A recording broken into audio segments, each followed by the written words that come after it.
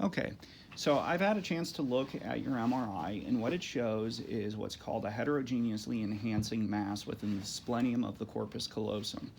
That's the part of your brain where all the nerve fibers from the right side or left side talk to the other side of the brain. Okay. It's also the thickest part of that communication. That is one of those things that you can't go in and surgically remove. That would give you what's called a disconnection syndrome. People don't do that. That's a bad thing if you were to give that to you. But we need to find out what the diagnosis is. The way your MRI looks, I think the two leading diagnoses are either something called a high-grade glioma, which is an intrinsic malignant tumor of the brain, okay?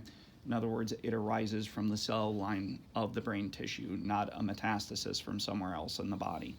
Or it's something called a tumefactive demyelinating plaque, which is a fancy pants word of saying a thing that's like MS that makes it look like a tumor on MRI, okay? Now, since surgery for gross total resection is not a reasonable treatment for this, what is a reasonable treatment is a diagnostic procedure called a stereotactic brain biopsy. And what we did earlier today is we did what's called a fine cut MRI that allows us to recreate a 3D model of your head and everything in it and set up a GPS system in the OR relative to that. And it allows me, through a small incision about 4 centimeters long or so on the left parietal lobe, to create a linear incision and then a hole in your skull about the size of a dime. And then using that stealth system, I set up a trajectory for that needle to pass through your normal brain down to this lesion of interest and take multiple samples for diagnosis. Now, I will try to take as few samples as I can because the primary risk of this is causing bleeding at a site I cannot directly observe with my eyes, okay?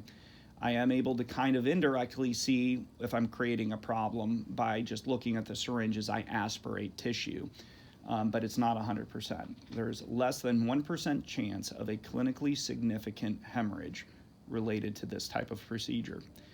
Overall, it's still the lowest risk procedure, but that hemorrhage can be significant, okay?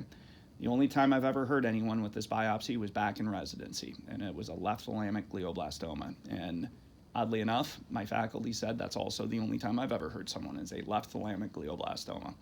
I've never heard anyone with this type of location.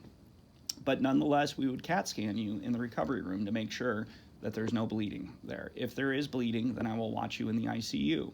Now, if there is bleeding there, that doesn't mean it's a bad thing, okay? It's not unusual to do a procedure and